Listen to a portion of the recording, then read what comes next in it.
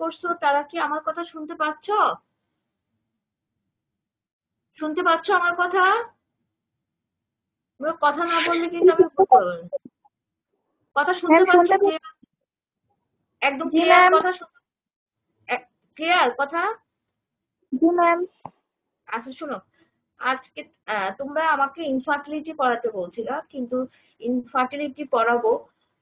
এখন আমি স্লাইড গুলি প্রিপেয়ার করতেছি, কারণ এর মধ্যে দিয়ে প্রিপারেশন, মোটামুটি প্রিপারেশন হলে তারপর তোমাদেরকে আমি ইনফার্টিলিটি পড়াবো। তার আগে খুবই ইম্পর্টেন্ট একটা topic, diabetes mellitus in pregnancy. এটা কি তোমাদের পড়ানো হয়েছে? তোমাদের পড়াইছে ডায়াবেটিস মেলাইটাস ইন প্রেগনেন্সি? বলো, শুনতে পাচ্ছ? কেউ একটু বলো যে না ম্যাম ডায়াবেটিস পড়ানো হয় নাই। আচ্ছা ঠিক আছে, তাহলে এটা এটা আজকে একটু আলোচনা করি, কারণ এটা খুবই ইম্পর্টেন্ট একটা টপিক, পরীক্ষার জন্য ইম্পর্টেন্ট বা পেশেন্ট ম্যানেজের জন্য ইম্পর্টেন্ট। তাহলে ডায়াবেটিস মেলাইটাস ইন প্রেগনেন্সি এই টপিকটা তোমাদেরকে আমি একটু আলোচনা করি, হ্যাঁ, তারপর এটা শেষ করি। কারণ অনেকগুলি আছে ইনফার্টিলিটি, তোমার খুব বেশি ইম্পর্টেন্ট তোমাদের কাছে না, খুব বেসিক কয়েকটা জিনিস ইম্পর্টেন্ট। সেটা আমি ডায়াবেটিস শেষ করে তোমাদেরকে আমি এই ইনফার্টিলিটি পড়াবো। তো আমার কাছে মনে হয়েছে ডায়াবেটিস মেলাইটাস ইন প্রেগনেন্সি খুবই important.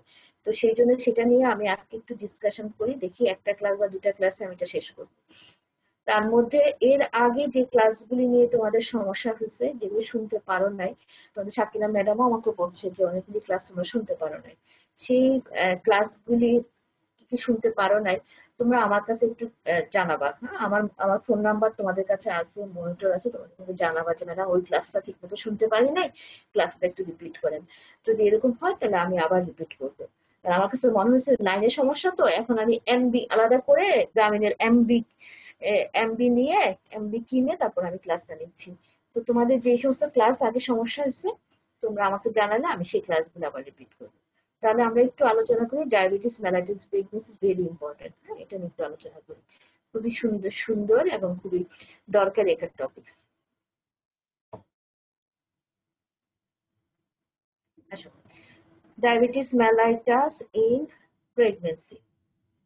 Diabetes mellitus key is a chronic metabolic disorder due to either insulin deficiency or deficiency relative or absolute, due to peripheral tissue resistance to the action of the insulin. The ultimate effect is hyperglycemia. তার মানে আমরা কি বলতে চাচ্ছি, যে diabetes mellitus হচ্ছে একটা chronic metabolic disorder. হ্যাঁ, ক্রনিক মেটাবলিক ডিসঅর্ডার হচ্ছে এটা। হ্যাঁ, সেটা কেন হচ্ছে, হয় তোমার এটা হলো ইনসুলিন ডেফিসিয়েন্সি থাকবে, মানে ডেফিসিয়েন্সি থাকবে না, এটা অ্যাবসোলিউট ডেফিসিয়েন্সি থাকতে পারে, একদমই ইনসুলিন থাকলো না, অথবা রিলেটিভ ডেফিসিয়েন্সি থাকতে পারে, তাই না? ইনসুলিন কোথা থেকে সিনথেসিস হয় তোমরা জানো, কোথা থেকে সিনথেসিস হয়? হ্যাঁ, বিটা সেল, প্যানক্রিয়াস থেকে। এটা এটা একটা হতে পারে, একটা হতে পারে যে তোমার ইনসুলিন নাই, আরেকটা হতে পারে ইনসুলিন আছে কিন্তু যার যে টার্গেট অর্গান গুলি, যে পেরিফেরাল যে টিস্যু গুলি আছে সেটা রেজিস্ট্যান্স, সেটা কিন্তু সেই ইনসুলিন থেকে কাজ করতেছে না। একটা হলো ইনসুলিন ডেফিসিয়েন্সি, ইনসুলিন নাই, সে কারণে তোমার ডায়াবেটিস হচ্ছে। অথবা ইনসুলিন আছে যে কিন্তু যে টিস্যু গুলির উপর কাজ করার কথা, পেরিফেরাল টিস্যু, সেগুলো যদি রেজিস্ট্যান্স হয় তাহলে আলটিমেটলি কি হয়, পেশেন্টের কি হয়, হাইপারগ্লাইসেমিয়া হচ্ছে। হাইপারগ্লাইসেমিয়া হচ্ছে আলটিমেটলি তার যে এই কন্ডিশনটাকে ডেভেলপ করতেছে সেটাকে বলা হয় ডায়াবেটিস মেলাইটাস। এখন আসো, আমরা ডায়াবেটিস মেলাইটাস কিন্তু দুই রকম, একটা হলো টাইপ 1 আর টাইপ 2। টাইপ 1 হলো যে একটা ইনসুলিন ডিপেন্ডেন্ট ডায়াবেটিস মেলাইটাস, আর টাইপ 2 হলো non insulin dependent diabetes mellitus. Insulin dependent diabetes মেলাইটাসটা কাদের হয়? ইনসুলিন ডিপেন্ডেন্ট, তার মানে এটা এটা হলো এটা characterised by young age onset. হ্যাঁ, খুব ইয়াং এজে হয়, যেটা জুভিনাইল ডায়াবেটিস বলা হয়। অ্যাবসোলিউট ইনসুলিনোপেনিয়া, তার মানে এটা টোটালি ইনসুলিন, পুরো বিটা সেলটা ডিস্ট্রয় হয়ে যায় জন্মগতভাবে, বারবার অ্যাপোপ্টোসিস হয়ে বিটা সেল ডিস্ট্রয় হয়ে যায়, হওয়ার পর ইনসুলিন সিনথেসিস হয় না। আলটিমেটলি তাদের কি হয়, একদম জন্মগত বা একটু কয়েকদিন মানে জন্মগত বলবো না, ধরো ইয়াং এজে জুবিনাইল বলা হয়, হ্যাঁ, ইয়াং এজে বা ইয়াং এজে তার ডায়াবেটিস ডেভেলপ করে, সেটা হচ্ছে ইনসুলিন ডিপেন্ডেন্ট ডায়াবেটিস মেলিটাস। এই জন্য বলছি সেগুলি কি থাকে, দে হ্যাভ জেনেটিক প্রিডিসপোজিশন, তো জেনেটিক্যালি তার প্রিডিসপোজিশন থাকে with presence of auto antibody due to an autoimmune destruction of pancreatic beta cell, যেটা তোমাদেরকে আমি বলছি যে প্যানক্রিয়াটিক বিটা সেল থেকে তো ইনসুলিন সিনথেসিস হয়। এইটাতে যদি তার সেই পেশেন্টের বা সেই মানুষের যদি জেনেটিক ডিসপোজিশন থাকে, তাহলে তার নিজস্ব এই সেলের অ্যাগনিস্টে অ্যান্টিবডি তৈরি হচ্ছে, তৈরি হয়ে কি হলো, অ্যান্টিজেন অ্যান্টিবডি রিঅ্যাকশন হয়, বিটা সেলকে ডিস্ট্রাকশন করে দিচ্ছে, আলটিমেটলি সেখান থেকে ইনসুলিন সিনথেসিস হচ্ছে না। এই জন্য সেটা জেনেটিক, জেনেটিক মানে তার জন্মগত ত্রুটি। তাহলে জন্মগত ত্রুটি আস্তে আস্তে আস্তে আস্তে একদম আর্লি এজে তার ডায়াবেটিস ডেভেলপ হচ্ছে, কারণ তার বিটা সেল পুরো ডিস্ট্রয় হয়ে গেছে, ইনসুলিন আসতেছে, সে যা খাচ্ছে তো গ্লুকোজটা নিউট্রিলাইজ হতে পারে না, হ্যাঁ, মেটাবলিজম হতে পারে না, আলটিমেটলি তা ডেভেলপ করে। তাহলে যখন তুমি আইডিডি মানে ইনসুলিন ডিপেন্ডেন্ট ডায়াবেটিসকে বলা হয় জুভেনাইল ডায়াবেটিস, কারণ এটা আর্লি এজে শুরু। আর টাইপ 2 যেটা একটা নন ইনসুলিন ডিপেন্ডেন্ট ডায়াবেটিস, সেটা সাধারণত হয় লেট অনসেটে, হয় লেট এজ অনসেটে, হ্যাঁ। এটাতে কি হয়, এটা সাধারণত লেট এজ অনসেট 40 বা একটু দেরিতে হয় 40 ইয়ার্স বা তার হতে পারে। আর ম্যাক্সিমাম যাদের ওভারওয়েট উমেন থাকে, ওভারওয়েট উমেন থাকে, এন্ড পেরিফেরাল টিস্যু যেমন স্কেলেটাল মাসেল, লিভার, এখানে কি হচ্ছে ইনসুলিন রেজিস্ট্যান্স। এখানে কিন্তু এখানে হচ্ছে যে ইনসুলিন ঠিক মতো সিনথেসিস হচ্ছে, অনেক সময় হচ্ছে, কিন্তু তার যে পেরিফেরাল অর্গান গুলি আছে যেমন স্কেলিটাল মাসেল, লিভার, সেইগুলি কি হচ্ছে কি ইনসুলিনটা রেজিস্ট্যান্ট, ইনসুলিনটা কাজ করতেছে না, সেগুলি রেজিস্ট্যান্টে কাজ করতে পারতেছে না। তার মানে দুটার ডিফারেন্স কি, আর আইডিটিএম যেটা জুভিনাল ডায়াবেটিস, সেখানে পুরো ইনসুলিনে আসে না, বিটা সেল ডিস্ট্রয় হয়ে যায়, কিন্তু নন ইনসুলিন কিন্তু ইনসুলিন আসতেছে, প্রথম থেকে সে কাজ করতেছে, কিন্তু জীবনের শেষের দিকে এসে লেট এজে এসে তখন আর তার অর্গানগুলি সেই ইনসুলিনটার প্রতি কাজ করতেছে না, কাজ করার জন্য কি হচ্ছে, হাইপারগ্লাইসেমিয়া হচ্ছে। তো সেটাও আমরা বলতে পারি তার অবশ্যই একটা জেনেটিক প্রিডিসপোজিশন, সবার তো আর নন ইনসুলিন হয় না, সাধারণত দেখা যায় বেশি ওভারওয়েট, বেবি পেরিফেরাল ফ্যাট অনেক বেশি, হ্যাঁ, অ্যাবডোমিনাল মাসেলে অনেক ফ্যাট, হ্যাঁ, মোটা ফ্যাট, এই ফ্যাটের জন্য তোমার অনেক ফ্যাটের জন্য এসে তোমার এই ইনসুলিন গুলি কাজ করতে পারতেছে, রেজিস্ট্যান্স হচ্ছে, সেই জন্য তার ডায়াবেটিস ডেভেলপ করতেছে। তারপর আসো alteration in lipid metabolism in diabetes, হ্যাঁ, আরেকটা হতে পারে অল্টারেশন লিপিড মেটাবলিজম। তোমাদের সেই মেটাবলিজম সাইকেল ফার্স্ট ইয়ারে যে পড়া, সেটা সেটা যদি মনে থাকে, তোমরা যে ক্রেবস সাইকেল, তাই না, ক্রেবস সাইকেল আছে, গ্লুকোজেনেসিস, গ্লুকোনিওজেনেসিস, সেই পড়াটা যদি তোমাদের মনে থাকে বা একটু রিপিটেশন করো, তোমাদের জন্য বুঝতে সুবিধা হবে। এর মধ্যে কি হয় যে আমাদের বডিতে যে গ্লুকোজটা আছে, যতটুকু কাজে লাগে কাজে, বাকিটা কি হয়, বাকিটা যে এটা কি ফ্যাট হয়ে ডিপোজিটেড ফ্যাট হয়ে লিভারে বা বিভিন্ন এসে জমা হয়ে যায়, মানে এটা নিউ গ্লুকোজ, মানে গ্লুকোজটা গ্লুকোজটা কনভার্টেড হয়ে ফ্যাট, অনেক সময় প্রোটিন হয়ে বডিতে জমা থাকে। আবার যখন ফাস্টিং স্টেজে থাকে তখন আবার সেখান থেকে ফ্যাট বা প্রোটিন ভেঙে আবার গ্লুকোজ হয়ে বডিতে তোমার এনার্জি প্রডিউস করে, হ্যাঁ, এটি প্রডিউস করে। তো সেই কারণে এক্সেস যে গ্লুকোজটা সেটা বডিতে ফ্যাট হয়ে জমে যায়। তো এই জন্য বলছে যে alteration in lipid metabolism in diabetes কি কি হতে পারে, ডিক্রিজ এইচডিএল। আমাদের বডিতে দুইটা তোমার লাইপোপ্রোটিন আছে, একটা এইচডিএল আর একটা হলো এলডিএল। যেটা লো ডেনসিটি লাইপোপ্রোটিন, কোলেস্টেরল আছে, গ্লিসারল আছে, এগুলো কিন্তু বডির জন্য বেশি একটা ভালো না। কিন্তু হাই ডেনসিটি লাইপোপ্রোটিন যেগুলো, যেমন অনেক সময় আমরা ফিশ লিভার ওয়েলেও পাই থাকি, সেটা কিন্তু বডির জন্য খুবই ভালো। কিন্তু এখানে হচ্ছে উল্টা, এইচডিএল যেটা থাকে, যেটা আমাদের জন্য বেশি উপকারী, সেই এইচডিএল কোলেস্টেরল কিন্তু কমে যাচ্ছে ডায়াবেটিস, বিশেষ করে কাজে observe specially in type 1 diabetes কমে যাচ্ছে। HDL act as a plasma antioxidant. এটা একটা এইচডিএল কিন্তু প্লাজমা অ্যান্টিঅক্সিডেন্ট হিসেবে কাজ করে। অ্যান্টিঅক্সিডেন্ট কাকে বলে, বডিতে যে আমাদের ফ্রি রেডিক্যাল, বডিতে কন্টিনিউয়াস মেটাবলিজম হয়, কিছু টক্সিক প্রোডাক্ট রিলিজ হয় বডিতে, সেটাকে বলে ফ্রি রেডিক্যাল। সেই ফ্রি রেডিক্যালের জন্য কিন্তু আমার শরীরে ভালো ভালো সেলগুলো নষ্ট হয়ে যাচ্ছে, বুঝছো, যত এইজ হচ্ছে ভালো ভালো সেল নষ্ট হয়ে যাচ্ছে। তো কিন্তু যদি আমাদের অ্যান্টি অক্সিডেন্ট থাকে, মানে এইচডিএল কিন্তু অ্যান্টি অক্সিডেন্ট, সেই ফ্রি রেডিক্যালটাকে কি করে ড্যামেজ করে, নষ্ট করে দিচ্ছে। তো সেই কারণে বলছে যে এইচডিএল কিন্তু একটা একটা অ্যান্টি অক্সিডেন্ট, হ্যাঁ। কিন্তু এখানে কি হচ্ছে, এখানে হচ্ছে ফল ইন দ্য এইচডিএল, এখানে কিন্তু এইচডিএলটা কমে যাচ্ছে, যার ফলে কি হচ্ছে, maybe cause of congenital malformation as oxidative stress is a potential factor. Diabetes মাদারের কিন্তু এইচডিএলটা কমে যাচ্ছে, আলটিমেটলি কি হলো, সে তো ফ্রি রেডিক্যাল এগেইনস্টে কাজ করতেছে না, অ্যান্টি অক্সিডেন্ট হিসেবে কাজ করতে পারতেছে না, আলটিমেটলি তার অক্সিডেটিভ স্ট্রেস হচ্ছে এবং এবং বাচ্চার কনজেনিটাল ম্যালফরমেশন হচ্ছে, এটা একটি ইম্পর্টেন্ট একটা ফ্যাক্টর। এছাড়া বলছে যে about 1 to 14% of all pregnancy are complicated by diabetes mellitus. যত তুমি প্রেগনেন্সি হয় তার মধ্যে 1 to 14% থেকে ডায়াবেটিস হতে পারে, কিন্তু এর মধ্যে যে 90% হচ্ছে জেস্টেশনাল ডায়াবেটিস মেলাইটাস। তাহলে আমরা জেস্টেশনাল ডায়াবেটিস মেলাইটাস কাকে বলবো? পেশেন্ট কিন্তু নন ডায়াবেটিক, যখন সে প্রেগনেন্ট হচ্ছে, প্রেগনেন্সির পরে তার ডায়াবেটিস ডেভেলপ করছে, আবার ডেলিভারির পরে আবার পেশেন্ট নর্মাল হয়ে যাচ্ছে, সেটাকে আমরা বলতেছি জেস্টেশনাল ডায়াবেটিস মেলাইটাস। তো দেখা যাচ্ছে তোমার নর্মাল প্রেগনেন্সি 1 to 14% হচ্ছে তোমার ডায়াবেটিস মেলাইটাস হচ্ছে, তার মধ্যে 90% এর হচ্ছে জেস্টেশনাল ডায়াবেটিস মেলাইটাস। ঠিক আছে, এর মধ্যে আবার দেখা যাচ্ছে যতজন জেস্টেশনাল ডায়াবেটিস মেলাইটাস হচ্ছে, তার মধ্যে আবার nearly 50% women will become over diabetes over a period of 5 to 20%। যে সমস্ত মহিলার মানে প্রেগনেন্সিতে জিডিএম, হ্যাঁ, ডায়াবেটিস দেখা গেল যে তার 50% কেসে পরবর্তী জীবনে তার 5 থেকে 20 বছরের মধ্যে সে কিন্তু আবার ওভার ডায়াবেটিস, টাইপ 2 ডায়াবেটিস, যেটা নন ইনসুলিন ডিপেন্ডেন্ট, আবার ডায়াবেটিস হয়ে যাচ্ছে। তাহলে এটা একটা বিশাল বড় ফ্যাক্টর, যে প্রথমে সে ডায়াবেটিস ছিল না, প্রেগনেন্সিতে তার ডায়াবেটিস দেখা গেল, প্রেগনেন্সির পরে মনে করলাম ভালো হলো, কিন্তু দেখা গেলো একসময় আবার জীবনের 5 থেকে 20 বছর পরে, বা অনেক সময় দেখা যায় সেটা আবার ডেলিভারি পরে আর ভালোই হলো না, সেটাও হতে পারে। হ্যাঁ, এরকম এরকম হতে পারে। এখন আসো গ্লাইকোসোরিয়া কথাটা মানি, গ্লাইকোসোরিয়া প্রেগনেন্সি, হ্যাঁ, ইউরিনের সাথে গ্লুকোজ পাওয়া যায়।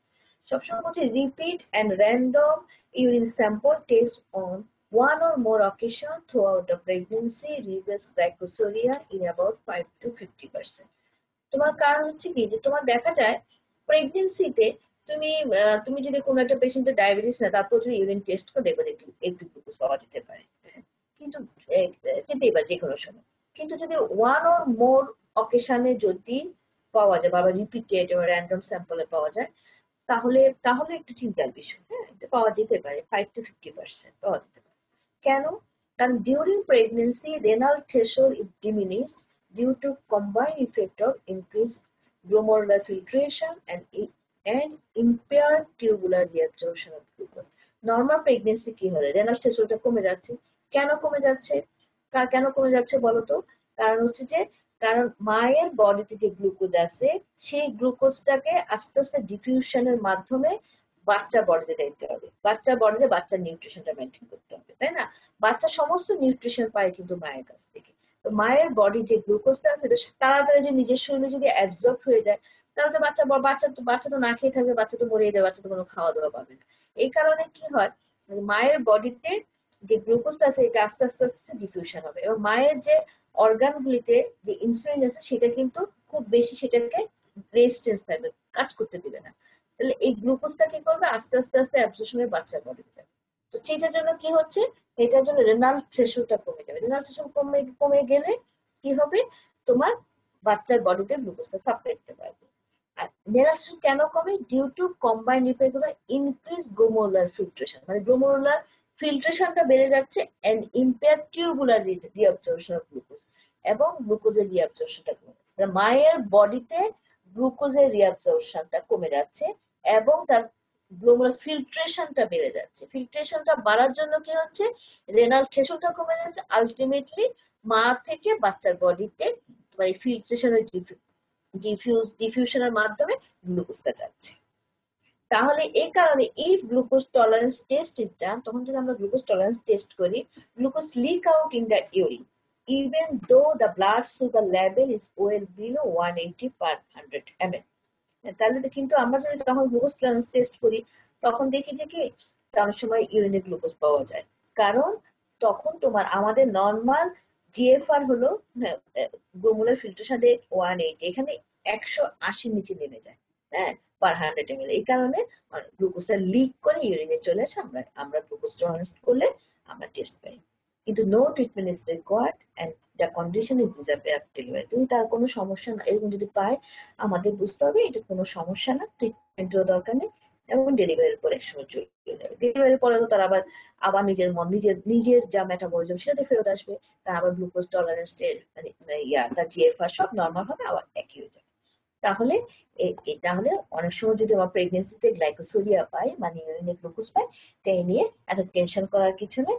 আমাদের জানতে হবে 5 যদি তার ব্লাড গ্লুকোজ যদি নর্মাল থাকে, শুধু ইউরিনে গ্লুকোজ থাকে, কিন্তু আমরা শুধু ফলো আপ করবো, কারণ 5 to 50% কেসে থাকতে পারে। ঠিক আছে, তাহলে এটা অরিড হওয়ার কিছু নেই। এটার সিগনিফিকেন্স কি দেখো, আমরা যদি পাই glycosuria is specifically detected by testing, যদি আমি একবার পাই second fasting morning sample of urine collected little later after discarded of overnight urine fasting glycosuria present. তোমাকে যদি তুমি কোনো কারণে যদি দেখো যে তুমি একটা টেস্ট করে ইউরিনে গ্লুকোজ পেলা, তখন অরিড হওয়ার কিছু নেই। তার আবার 1-2 দিন পরে পেশেন্টকে বলবা আমরা ফাস্টিং মর্নিং স্যাম্পল নিতে হবে, মর্নিং ইউরিনটা নিতে হবে। ইউরিন নিয়ে তারপরে যদি আমরা ফাস্টিং গ্লাইকোসোরিয়া করি, তখন আমাদের টেনশন হতে পারে তার হয়তো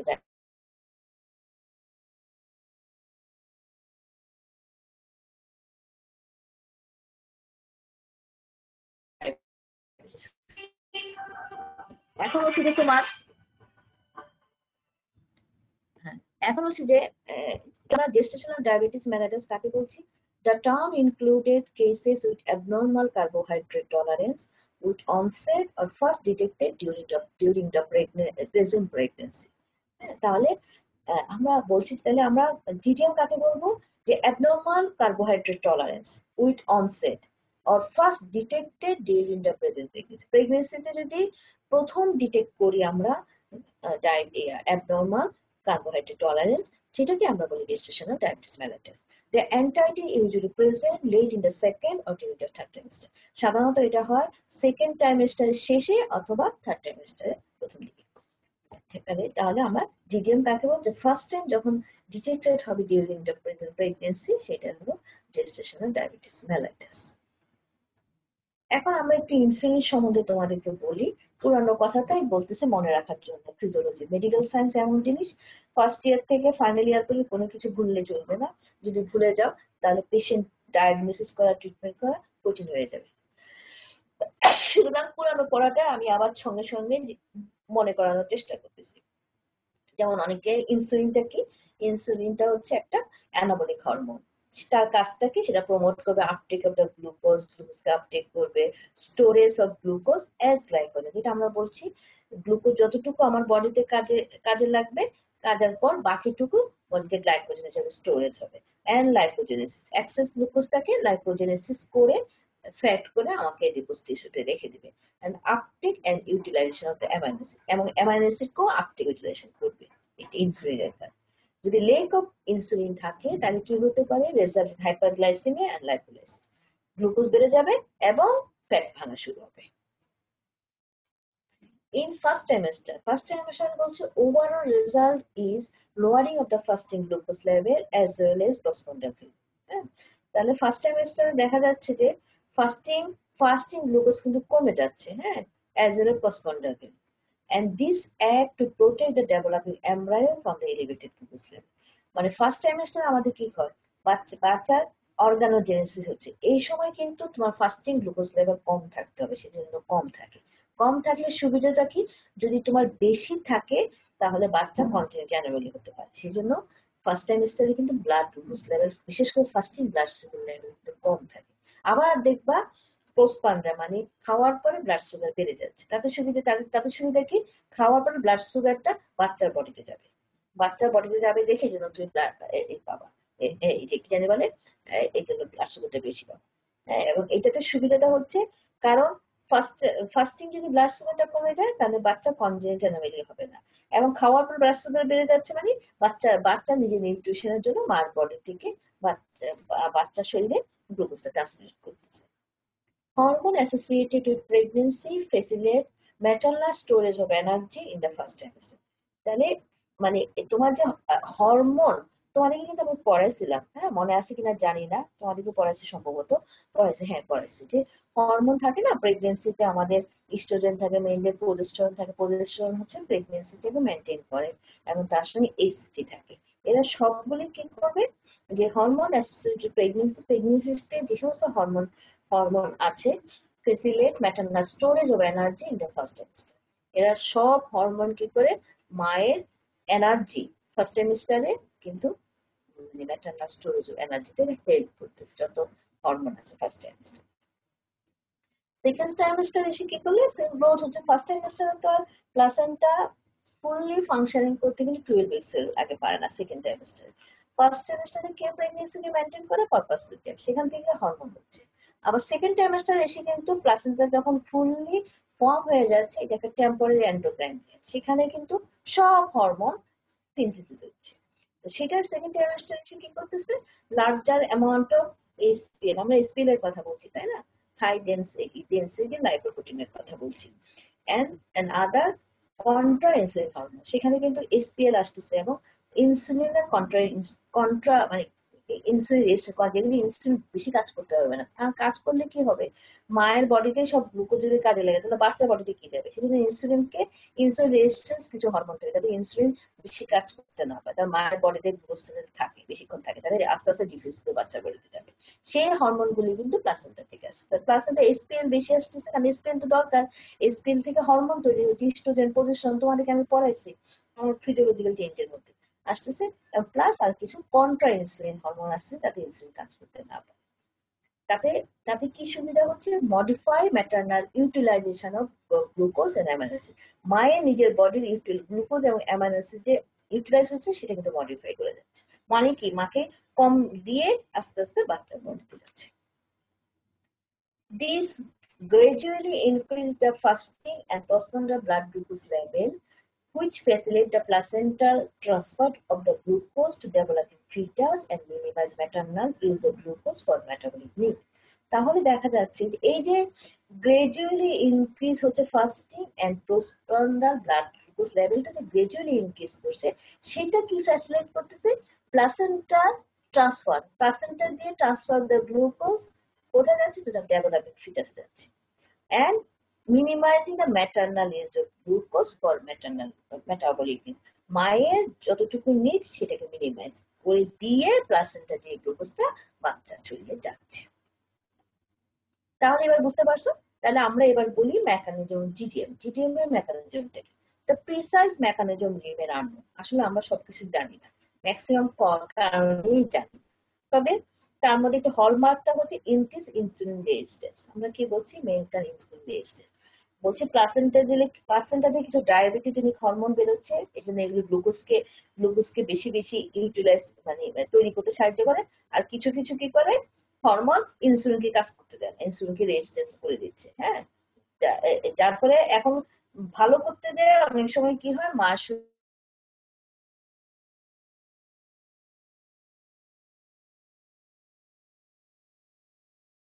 বেশি বেশি গ্লুকোজ চলে আসে, হ্যাঁ, এবং এটা জিডিএম ডেভেলপ করে। কোন কোন কোন হরমোন আছে, হ্যাঁ কি বলে হরমোন যেটা pregnancy hormone and other factor হতে পারে, cortisol, progesterone, human placenta lactogen, prolactin, estradiol interfere with the action of insulin. তাহলে এই প্রেগনেন্সি হরমোন কোন কোন হরমোন আছে যেটা ইনসুলিনের কাজটাকে ঠিক মতো করতে দেয় না, ইন্টারফেয়ার করে রাখে, যাতে বেশি কাজ করবে না, বেশি কাজ করলে তো গ্লুকোজ বেশি তোমার ইউটিলাইজ হয়ে যাবে, সেটা করতে দিচ্ছে না, গ্লুকোজকে রাখতেছে। সেই হরমোনগুলি কি কি, cortisol, progesterone, human placenta lactogen, prolactin and estradiol. ঠিক আছে, ইস্ট্রাডিওল মানে ইস্ট্রোজেনের প্রেগনেন্সিতে যে ফর্মটা সেটাকে বলা হয় অ্যাক্টিভ ফর্মটা, সেটা হলো ইস্ট্রাডিওল। ঠিক আছে, তারপর insulin resistance prevents glucose from entering the cell properly.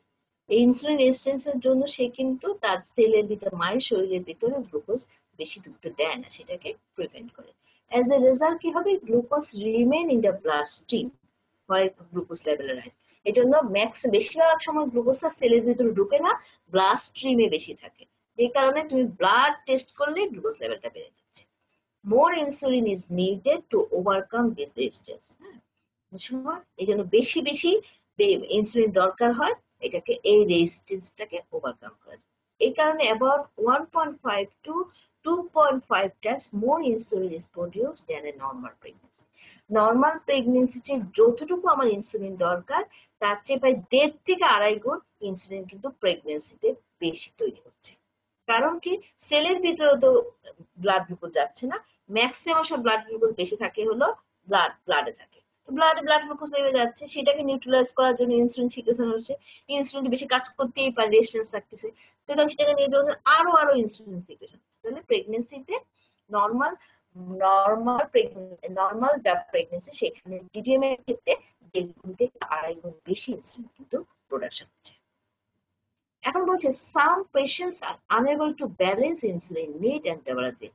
কিছু কিছু পেশেন্ট কিছু কিছু পেশেন্ট কি করে, এই ইনসুলিন নিডটাকে সে ব্যালেন্স করতে পারে না, তার যতটুকু গ্লুকোজ প্রোডাকশন হচ্ছে সেই অনুযায়ী ইনসুলিনটা দুটো মিলে কিন্তু সে ব্যালেন্স করতে পারে না, যার ফলে কি হচ্ছে, তার জিডিএম ডেভেলপ হচ্ছে। সবারই কিন্তু একই রকম মেকানিজম, মানে এরকম মেকানিজম হচ্ছে সব প্রেগনেন্সিতে, কিন্তু সবাই কিন্তু জিডিএম ডেভেলপ করছে না। কিন্তু কি কোনো কোনো পেশেন্ট এই ইনসুলিন নিড এবং তার গ্লুকোজ মেটাবলিজম দুটার মধ্যে একটা ব্যালেন্স করতে পারে না, যার ফলে তার বডিতে জিডিএম ডেভেলপ করে। এখন বলতেছে কাদের কাদের হতে পারে, some explanation have been given similar to those in type 2 diabetes. Type 2 diabetes যাদের হচ্ছে তাদের মতোই একটা এক্সপ্লেনেশন আছে। যেমন বলতে পারে, সবাই তো হয় না, কার কার হতে পারে, যাদের অটো ইমিউনিটি থাকে, সিঙ্গেল জিন মিউটেশন থাকে, যারা ওবেস থাকে, এবং আদার অন্যান্য মেকানিজম যেগুলি আমরা কিছু জানি না, কেউ আবিষ্কারও করতে পারে না, এরকম হতে পারে। তো এখন আসো maternal fetal metabolism in diabetic patient. আমরা মেটাবলিজমটা একটু আলোচনা করি। ইনসুলিন রেজিস্ট্যান্ট যদি হয় লিডস টু ম্যাটারনাল হাইপারগ্লাইসেমিয়া, সোজা হিসাব, for which excess glucose travel across the placenta by facilitated diffusion. মায়ের বডিতে যখন ইনসুলিন রেজিস্ট্যান্স হচ্ছে, ইনসুলিন কাজ করতে পারে না, আলটিমেটলি মায়ের হাইপারগ্লাইসেমিয়া হচ্ছে, ব্লাড গ্লুকোজ বেড়ে যায়। মানে এক্সেস গ্লুকোজটা কি করবে, প্লাসেন্টা দিয়ে ট্রাভেল করে করে বাচ্চার বডিতে চলে যাচ্ছে by facilitated diffusion. Insulin itself can not cross the placenta. Glucose যাচ্ছে কিন্তু ইনসুলিনটা কিন্তু ক্রস করে যাবে না, ইনসুলিনটা মার বডিতে থেকে যাচ্ছে, কিন্তু বাচ্চার বডিতে সেই এক্সেস গ্লুকোজটা ক্রস করে যাচ্ছে, কিন্তু ইনসুলিন যাবে। তখন কি হচ্ছে, the foetus is expose to higher glucose level, তাই না? বাচ্চার বডিতে বেশি বেশি গ্লুকোজ চলে আসবে না, which leads to increased fetal level of insulin and to compensate is hyperglycemic environment. And বাচ্চার বডিতে যখন বেশি বেশি গ্লুকোজ আসা শুরু হবে, তখন তো কি হবে, ইনসুলিন তো আসতেছে না, তখন বাচ্চার তোমার বিটা সেলটা হাইপারপ্লেসিয়া হয়ে বেশি বেশি ইনসুলিন সিনথেসিস করা শুরু করবে, কারণ তার বডিতে যে গ্লুকোজটা আছে সেটাকে নিউট্রালাইজ করার জন্য, তার তো হাইপারগ্লাইসেমিক এনভায়রনমেন্ট, সেটাকে কম্পেনসেট করার জন্য বাচ্চার বডিতে বাচ্চার বিটা সেলটা, বাচ্চার প্যানক্রিয়াসের বিটা সেলটা বেশি বেশি ইনসুলিন সিনথেসিস করা শুরু করবে সেই গ্লুকোজটাকে নিউট্রালাইজ করার জন্য।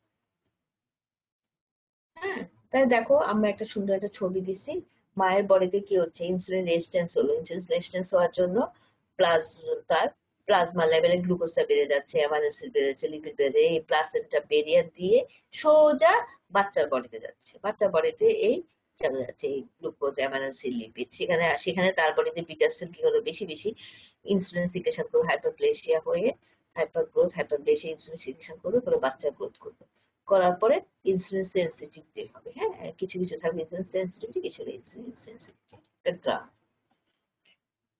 এখন এখন আমরা কি করবো, তাই না? এটা তো আমরা মেটাবলিজমটা নিয়ে একটু আলোচনা করছি। এখন আমাকে আসো, এখন আমরা একটু মূল কথায় আসি, আমার অপসের কথায় আসি। Indication of glucose tolerance test. আমরা গ্লুকোজ টলারেন্স টেস্ট করবো, তাই না? কখন করবো বা কিভাবে করবো? তাহলে ফার্স্টে আমরা কাদেরকে করবো ইন্ডিকেশন অফ গ্লুকোজ টেস্ট? একটা জিনিস মনে রেখো, আমাদের দেশে সবচেয়ে কমনেস্ট যদি বলি মেটাবলিক ডিসঅর্ডার ইন প্রেগন্যান্সি, সবচেয়ে কমনেস্ট হলো ডায়াবেটিস। আর মেডিকেল ডিসঅর্ডার বলি, সবচেয়ে commonest medical disorder in pregnancy anaemia, second হচ্ছে ডায়াবেটিস। আর যদি বলি সবচেয়ে বেশি মেটাবলিক ডিসঅর্ডার কোনটা, সেটা হলো ডায়াবেটিস। এবং এই জন্য বলছে প্রেগন্যান্সিতে আমরা কি বলছি 5 to 15% কিন্তু ডায়াবেটিস হতে পারে। কখন ডেভেলপ করে, সেকেন্ড ট্রাইমেস্টার, তাই না? এই জন্য আমরা প্রত্যেকটা পেশেন্টকে প্রেগন্যান্সিতে আমি অবশ্যই তাকে ব্লাড সুগার করবো। কোনটা করবো, কাদের কাদের কখন করবো না, সেকেন্ড ট্রাইমেস্টার করবো। ঠিক আছে, আরো কিছু রিস্ক ফ্যাক্টর থাকে, ফার্স্ট ট্রাইমেস্টার, সেটা আমি পরে বলতেছি। তবে তোমাদের মনে রাখতে হবে প্রত্যেকটা প্রেগনেন্সিতে আমাকে অবশ্যই ব্লাড সুগার করতে হবে, কিন্তু কখন করতে হবে? Second trimester. আমরা বলছি সেকেন্ড ট্রাইমেস্টারে প্লাসেন্টা ফাংশন শুরু করবে, সেখান থেকে ডায়াবেটিস হরমোনটা রিলিজ হবে, তখন গ্লুকোজটা বাড়বে। সেই কারণে প্রত্যেকটা পেশেন্টকে আমরা আমরা ব্লাড সুগার টেস্ট করবো। আমাদের প্রেফারেবল হচ্ছে সেকেন্ড ট্রাইমেস্টার। তাহলে এখন আমরা একটু কথা বলি যে আমরা কখন আমরা গ্লুকোজ টলারেন্স টেস্ট ইন্ডিকেশন কি। যদি আমার fasting glycosuria on an occasion before 20 weeks and on two or more occasions thereafter, আমরা কি বলছি, একটা যদি আমরা গ্লাইকোসিলিয়া থাকতেই পারে, ইউরিনে গ্লুকোজ থাকতেই পারে, তাই না? এটা স্বাভাবিক হইতেই পারে, কারণ যেহেতু রেনাল্টেশন কমে যাচ্ছে 180 নিচে। কিন্তু আমি যদি দেখি 20 উইকস এর আগে তার ফাস্টিং গ্লাইকোসিলিয়া, সেটা কিন্তু একটু ভয়ঙ্কর ব্যাপার। নর্মালি আমরা ফাস্টিং গ্লুকোজ কম থাকে, 2 আওয়ার্স পোস্টপান্ডার গ্লুকোজ বাড়তে পারে। কিন্তু যদি আমি দেখি যে ফাস্টিং তার গ্লাইকোসিলিয়া আছে 20 উইকস এর আগে, তখন কিন্তু আমার চিন্তা করতে হবে যে তার ডায়াবেটিস আছে কিনা। হ্যাঁ, অথবা যদি 2 অর মোর, দুইবার বা তার চেয়েও বেশি যদি বারবার আমি গ্লাইকোসিলিয়া পাচ্ছি, তাহলে কিন্তু তাকে অবশ্যই আমার ফুল জিটিটি গ্লুকোজ টলারেন্স টেস্ট করে দেখতে হবে তার সে ডায়াবেটিক কিনা। এরপরে হচ্ছে গ্লাইকোসিলিয়া occurring any time during pregnancy with a positive family history of diabetes or past history of having a baby weighing 4 kg or more should be similar investigated. কোন পেশেন্টের family history আছে, মা বাবা আছে, হ্যাঁ, তাদের ফার্স্ট ডিগ্রি রিলেটিভ আছে, তার যদি তুমি একবার ইউরিনের গ্লুকোজ পাও, অথবা সেই যদি হিস্ট্রি না আমার আগে বড় বাচ্চা 4 কেজির করে বাচ্চা 4 কেজি যাচ্ছে বড় বাচ্চা, তাহলে কিন্তু তোমাকে অবশ্যই তাকে জিটিটি করে দেখতে হবে সে ডায়াবেটিক কিনা। তাহলে আমরা কাদেরকে করবো পটেনশিয়াল ক্যান্ডিডেট ফর জিডিএম, কাদের জিডিএম ডেভেলপ করতে পারে সেটা তোমার ধারণা থাকতে হবে। এক নম্বর, তোমার কাছে যখন পেশেন্ট আসবে positive family history of diabetes, তার ফার্স্ট ডিগ্রি রিলেটিভ, হ্যাঁ, মা বাবা বউ ভাই বোন ওদের যদি ডায়াবেটিস থাকে, তাহলে তোমার মনে থাকতে হবে she is a potential candidate for GDM, তার অ্যাভারেজ হতে পারে। অথবা যদি বলে তার having a previous birth of overweight baby of 4 KG or more, তার যদি আগে যেটা বড়সড় একটা 4 কেজি ওজনের বাচ্চা হয়েছে সেটা, এরকম যদি কোনো হিস্ট্রি থাকে, অথবা হিস্ট্রি যদি থাকে previous stillbirth IUD congenital malform baby, এরকম যদি হিস্ট্রি থাকে stillbirth IUD congenital malform baby, তাদের হতে পারে। অথবা আনএক্সপ্লেইন পেরিনেটাল লস, যদি বলতে আগে বলে আমার কেন জানি ডেলিভারির আগে বাচ্চা মারা গেছে আমি জানি না, কিন্তু আনএক্সপ্লেইন যদি পেরিনেটাল লস থাকে, তাদেরও তোমাকে টেস্ট করে দেখতে হবে, তারাই কিন্তু পটেনশিয়াল ক্যান্ডিডেট ফর জিডিএম। তারপরে যদি তার প্রেজেন্ট প্রেগনেন্সিতে যদি পলিহাইড্রোনিয়াস থাকে, প্রি এক্লাম্পসিয়া, রিপিটেড ইনফেকশন, হ্যাঁ, যেমন ইউটিআই থাকতে পারে, বা রিকারেন্ট ভ্যাজাইনাল ক্যান্ডিডিয়াসিস থাকে ইন প্রেজেন্ট প্রেগনেন্সি হতে পারে। অথবা পারসিস্টেন্ট গ্লাইকোসিলিয়া, যেটা বললাম 2 অর মোর বারবার গ্লাইকোসিলিয়া থাকবে। অথবা পেশেন্টের এজ মোর দেন 30 ইয়ার্স যদি থাকে, ওবেসিটি, বিএমআই যদি 30 উপরে থাকে, অথবা সেই যদি আগে হিস্ট্রিতে লাস্ট প্রেগনেন্সি তার জিডিএম ছিল, তাহলে এরা সবাই হলো পটেনশিয়াল ক্যান্ডিডেট ফর জিডিএম। তাদেরকে আমার মাথায় রাখতে হবে, এদের এদের জিডিএম হতে পারে, তখন তাদেরকে আমার খুব ভালো করে জিটিটি করে কনফার্ম করতে হবে। এটা কিন্তু পরীক্ষায় জিজ্ঞেস করে। হ্যাঁ, তাহলে আমরা কখন স্ক্রিনিং করব? আমাকে এইটা আমরা গ্লুকোজ স্ক্রিনিং করব, হ্যাঁ, তাকে করব। তার মানে আমরা একটা বলছি যে অল প্রেগনেন্ট ওমেন বা pregnant mother should be screen routinely at second trimester. প্রত্যেকটা প্রেগনেন্সিতে সেকেন্ড ট্রাইমেস্টার তোমাকে অবশ্যই স্ক্রিনিং করতে হবে। এই patients if patient with high risk should be screened at the booking. যদি তোমার রিস্ক ফ্যাক্টর গুলি থাকে, যে আগে এই রিস্ক ফ্যাক্টর গুলি যাদেরকে থাকে তাদের একটা হাই রিস্ক, তাদেরকে কিন্তু আমি ফার্স্ট সেমিস্টারে করবো। কোনো যদি রিস্ক ফ্যাক্টর না থাকে তাদেরকে আমরা সেকেন্ড সেমিস্টার স্ক্রিনিং করবো। আর যদি আমার কোনো রিস্ক ফ্যাক্টর থাকে তাদেরকে একটা বুকিং, সে প্রেগনেন্ট জানার সাথে সাথে আমি তাকে স্ক্রিনিং করবো। আর যদি দেখা যায় patient with risk factor who have negative test result in the first trimester should be retest at 24 to 28 weeks. যদি দেখা যায় পেশেন্ট যদি রিস্ক ফ্যাক্টর থাকে এবং ফার্স্ট সেমিস্টার করে দেখলা যে তার নেগেটিভ হচ্ছে, তাদেরকে কিন্তু আমি আবার রিটেস্ট করবো second semester, specially 24 to 28 weeks আবার হচ্ছে। তাহলে এটা মাথায় রাখতে হবে, মাথায় রাখতে হবে। এখন আসো টেস্ট তো তোমরা যদি না বোঝো আমার সাথে বলবা যে হ্যাঁ ম্যাডাম ওই জিনিসটা বুঝি না, আবার রিপিট করে। তোমরা কিন্তু আমার সাথে ইন্টারাকশন করবে, হ্যাঁ, তাহলে আমি বুঝতে পারবো কোথায় সমস্যা। তাহলে এখন বলো আমরা টেস্ট কি কি করবো? টেস্ট কিন্তু দুই রকম আছে, একটা হলো নন চ্যালেঞ্জ টেস্ট, একটা চ্যালেঞ্জ টেস্ট। হ্যাঁ, নন চ্যালেঞ্জ টেস্ট কাকে বলে? আমরা একটা গ্লুকোজ চ্যালেঞ্জ টেস্ট করি, স্ক্রিনিং বা গ্লুকোজ চ্যালেঞ্জ টেস্ট, সেটাই আমাদের জন্য বেশি পারফেক্ট ফর প্রেগনেন্সি। কিন্তু নর্মালি মানুষ নন চ্যালেঞ্জ টেস্ট করতে পারে। নন চ্যালেঞ্জ টেস্ট কি? এটা আমরা যখন রুগী আসে ফাস্টিং গ্লুকোজ টেস্ট করতে পারি। হ্যাঁ, আমরা যদি রাতে ভাত খাই 6 ঘন্টা বা তার চেয়ে বেশি যদি ফাস্টিং থাকে, তাহলে আমি তাকে সে করে দেখতে পারি ফাস্টিং। অথবা two hour postprandial blood sugar level, খাওয়ার 2 ঘন্টা পরে আমরা করে দিতে পারি। আর টাইম র্যান্ডম গ্লুকোজটা কি? লোকজন আসলেই বলে র্যান্ডম ব্লাড সুগার করো, এখন আসলে ব্লাড সুগার করো। হ্যাঁ, তুমি করতে পারো। তোমাকে চিন্তা করতে হবে র্যান্ডম ব্লাড সুগার করার পরে তোমাকে কি করতে হবে, তার যদি সে যদি খাওয়ার হিস্ট্রি নিতে হবে। সে যদি 6 ঘন্টা বা তার চেয়ে বেশি যদি নাথিং থেকে সে করে, তাহলে সেইটাকে ফাস্টিং হিসেবে করবা।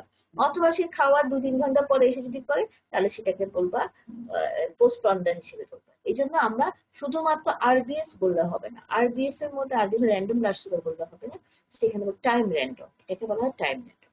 এই তিনটাই হচ্ছে আমরা যখন তখন আসলে দিকে আমরা করে ফেলি।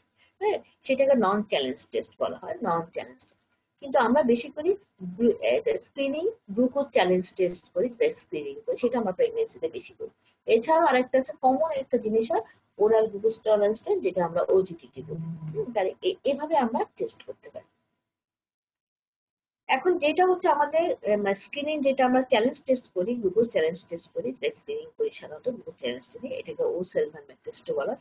এটাই কিন্তু প্রেগনেন্সির জন্য গোল্ড স্ট্যান্ডার্ড। হ্যাঁ, আমরা যদি পরীক্ষায় জিজ্ঞাসা করি, তাহলে এটা গোল্ড স্ট্যান্ডার্ড স্ক্রিনিং কি? Glucose challenge test. সেটা কিরকম? আমি রোগী যখন আমার কাছে আসবে, তখন সে কখন খাইলো, কখন আসলো, সেটা নিয়ে কোনো চিন্তা করবে না কোন সময় খায়। তখন আসার সাথে সাথে তাকে আমি 50 গ্রাম গ্লুকোজ খাওয়াই। খাওয়াই দেওয়ার পরে 1 ঘন্টা পরে টেস্ট করি, সেটাকে বলে জিসিটি। হ্যাঁ, জিসিটি গ্লুকোজ চ্যালেঞ্জ টেস্ট, এর নাম হলো জিসিটি, গ্লুকোজ চ্যালেঞ্জ টেস্ট। মানে the glucose load is given without dietary preparation। সে কখন খাইলো, কখন আসলো, সেটা চিন্তা করবো না। পেশেন্ট যখন আমার কাছে আসবে, তখন তার প্রথমে 50 গ্রাম গ্লুকোজ খাওয়াই 1 ঘন্টা পরে তার ব্লাড নিব। তাহলে রিডিংটা কি হবে? যদি a value greater than 7.8 millimole, যদি আমি দেখি যে ব্লাড 1 ঘন্টা পর ব্লাড নেওয়ার পরে যদি আমার ব্লাড গ্লুকোজ লেভেল 7.8 মিলিমোলের উপরে হয়, তাহলে আমি তাকে আমি বলবো সে একটা সন্দেহজনক, তখন তাকে সরাসরি পাঠিয়ে দেবো ওজিটিটি করার জন্য, ওরাল গ্লুকোজ টলারেন্স টেস্ট করার জন্য। আর যদি আমার ভ্যালু, কাট অফ ভ্যালু 7.8 মিলিমোলের নিচে থাকে, তাহলে আমি মোটামুটি টেনশনলেস যে তার সে নন ডায়াবেটিক।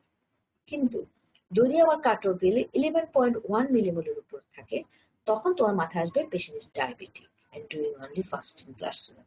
তখন ডায়াবেটিক, তখন আবার ওজিটিটি করাবো না, এটা গ্লুকোজ লোড দিব না, তখন তাকে আমি ফাস্টিং ব্লাড সুগার করে তাকে আমি ডিটেক্ট করবো।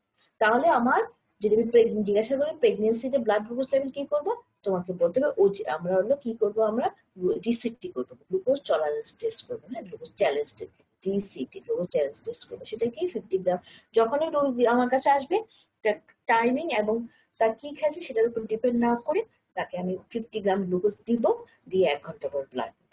যদি আমার ব্লাড গ্লুকোজ লেভেল যদি 7.8 মিলিমোলের নিচে থাকে, সেটা নন ডায়াবেটিক। যদি 11.1 এর উপর থাকে, পেশেন্ট ইজ ডায়াবেটিক। হ্যাঁ, আর যদি 7.8 এর বেশি থাকতেছে কিন্তু 11.1 এর নিচে থাকতে, এই পেশেন্ট গুলি আমার ডিডিএম হতে পারে। সেটা আমি ফুল ডিটেল ওজিটি করে তারপর আমি তাকে দেখব। তাহলে স্টেপ 2 আমরা কি বলছো, ওই যে গ্রুপটা 7.8 এর বেশি দিল, 11.1 এর কম থাকলো, তাদেরকে আমি কমপ্লিট ওজিটিটি করবো। ওজিটিটি মানে তখন কিন্তু 75 গ্লুকোজ খাও। পেশেন্টকে আমি সকালবেলা খালি পেটে আসতে বলবো। খালি পেটে এসে প্রথমে খালি পেটে আমি একটা ব্লাড সুগার করবো, করে তাকে 75 গ্রাম গ্লুকোজ খাওয়াবো। খাওয়াই 2 ঘন্টা পরে তার ব্লাড নিব। এখন যেটা বলতেছে জিডিএম কাকে বলবো, যদি আমার ফাস্টিং গ্লুকোজ লেভেল 5.3 এর উপরে থাকবে আর 2 আওয়ার্স ব্লাড গ্লুকোজ লেভেল 8.5 এর বেশি থাকবে, তাহলে সেটাকে আমরা বলবো জিডিএম। বুঝতে পারছো? তাহলে এটা হচ্ছে, কিন্তু আমরা আগে যেটা বলতাম যে আগে, এটা এখন নতুন আসছে। হ্যাঁ, আগে বলতাম যে যদি তোমার ফাস্টিং ব্লাড সুগার লেভেল 5.3 বেশি থাকবে কিন্তু তোমার 7 এর নিচে থাকবে, তাহলে সেটা হচ্ছে তোমার জিডিএম। হ্যাঁ, আবার যদি 7 এর উপরে থাকে, সেটা কিন্তু ওভার ডায়াবেটিস, মানে সে আগে থেকে হয়তো ডায়াবেটিস ছিল। আবার 2 আওয়ার্স ব্লাড সুগার লেভেল যদি 7.8 এর নিচে থাকে নর্মাল, যদি 7.8 এর উপরে থাকে কিন্তু 11.1 এর নিচে থাকে, মানে 7.8 থেকে 11.1 এর মাঝখানে থাকে, তাহলে সেটাকে আমরা বলবো জিডিএম। আর যদি 11.1 এর বেশি থাকে তাহলে সে কিন্তু ওভার ডায়াবেটিস, আগের থেকে সে ডায়াবেটিস। তাহলে এখন একটা জিনিস চিন্তা রাখো, তাহলে নর্মাল মানে 5.3 নিচে থাকবে আর হলো 8.5 এর নিচে থাকবে, তাহলে সেটা নর্মাল আমরা বলতেছি। তার মানে এখন আমাকে ওজিডি পাবো, আমরা জিডিএম বলবো যদি ফাস্টিং 5.3 এর উপরে থাকবে আর টুয়ার্ডস 8.5 এর উপরে থাকবে, সেটাকে আমরা এখন বলবো যে সে জিডিএম। এছাড়াও আদার ইনভেস্টিগেশন আমরা করতে পারি ফিটাল সার্ভিলেন্স এর জন্য, যেমন হিমোগ্লোবিন A1C। হিমোগ্লোবিন A1C হচ্ছে কি, যে তুমি যদি করো সেটা এর আগে 3 মাসের একটা রিপোর্ট দিবে, মানে before 14 weeks reflect the quality of diabetic control over the previous 3 months। তোমাকে আমরা ফার্স্ট টাইমেস্টার একটা পেশেন্ট যদি ডায়াবেটিক হয় ফার্স্ট টাইমেস্টার, আমরা সঙ্গে সঙ্গে হিমোগ্লোবিন A1C করি।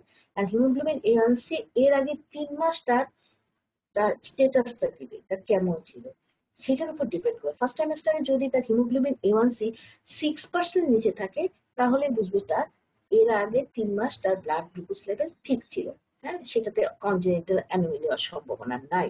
আমরা বলছি তাই না, যদি তার যত বেশি ডায়াবেটিস থাকবে, বিশেষ করে ফাস্টিং থাকবে, সেই ক্ষেত্রে কি হবে, সেই ক্ষেত্রে এইচডিএলটা কমে যাবে, কনজেনিটাল অ্যানোমালি হওয়ার সম্ভাবনা বেশি থাকবে। সেই কারণে আর যদি 6% এর বেশি থাকে, তাহলে 5% কিন্তু কনজেনিটাল অ্যানোমালি হতে পারে।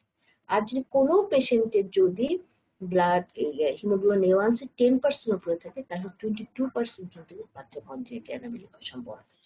তাহলে কোনো পেশেন্ট যদি আমি ফার্স্টে রিস্ক ফ্যাক্টর থাকে, ফার্স্ট টাইমেস্টারে যদি ব্লাড সুগার বেশি পাই, অবশ্যই আমাকে হিমোগ্লোবিন A1C করে দেখতে হবে যে এর আগে 3 মাস, তার মানে অর্গানোজেনেসিসের সময় তার ব্লাড সুগার বেশি ছিল কিনা।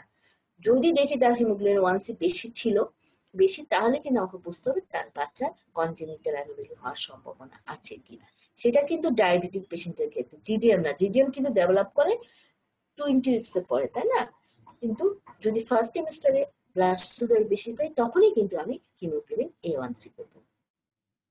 ঠিক আছে, তাহলে আমরা আরেকটা জিনিস বলি, তাহলে যদি আমার হিমোগ্লোবিন যদি আমার জিডিএম হয়, জিডিএম হলে কি কি হতে পারে?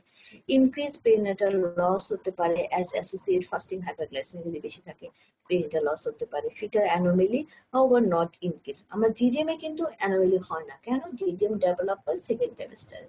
আর ফার্স্ট ট্রাইমেস্টারে যদি সে ডায়াবেটিক থাকে, তাহলে ফার্স্ট ট্রাইমেস্টারে ব্লাড সুগার যদি অর্গানোজেনেসিসের সময় বেশি থাকে, তখন কিন্তু ফিটাল অ্যানোমালি হতে পারে। This is due to the absence of metabolic disturbance during organogenesis, তাই না? organogenesis এর সময় metabolic disturbance হবে, তখন তোমার congenital anomaly হতে পারে। অথবা ইনক্রিজ, কিন্তু জিডিএম এ কি হয়, ইনক্রিজ ইনসিডো ম্যাক্রোসোমিয়া। ম্যাক্রোসোমিয়া আমরা বলবো কারণ বেশি বেশি গ্লুকোজ খেতে খেতে বাচ্চার বডিতে যেতে যেতে ডিভিশন হতে হতে বাচ্চা ফ্লেভি একটা বাচ্চা হয়ে যায়, তার শরীরে এত বেশি গ্লুকোজ এবং গ্লুকোজ গুলি বেশি যখন নিউক্লিয়াস হতে পারে না, সেটা কি করে, ফ্যাট হয়ে যায়, ফ্যাট হয়ে বাচ্চাটা ফ্লেভি হয়ে যায়, সেটাকে বলা হয় ম্যাক্রোসোমিয়া, হ্যাঁ, ইনক্রিজ ইনসিডো ম্যাক্রোসোমিয়া। পলিহাইড্রোনিয়াস, বেশি বেশি গ্লুকোজ পেরিটোনিয়ামকে অ্যামনিওটিক এপিথেলিয়ামকে স্টিমুলেট করে, তখন তার বেশি বেশি গ্লুকোজ সিনথেসিস হচ্ছে, সেটা হতে পারে। গ্লুকোজ বেশি বেশি কি জানি বলে, অ্যামনিওটিক ফ্লুইড সিনথেসিস করে পলিহাইড্রোনিয়াস হচ্ছে। বাচ্চা বড় হয়ে গেল, বার্থ ট্রমা হতে পারে। বা রিকারেন্ট জিডিএম আমরা বলছি ইন সাবসিকুয়েন্ট প্রেগন্যান্সিজ অ্যাবাউট 50%। পরবর্তী প্রেগন্যান্সিতে আবার জিডিএম হতে পারে। আমার মনে হয় আজকে এই পর্যন্ত কি তোমাদের পড়াই, 12টা বেজে গেছে, তোমাদের নেক্সট ক্লাসের সময় এসে।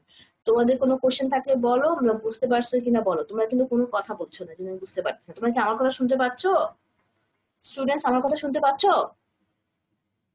কথা বলো, নয়তো আমি বুঝতে পারি না। তোমরা শুনতে পাচ্ছ? এই পর্যন্ত শুনতে পাচ্ছ?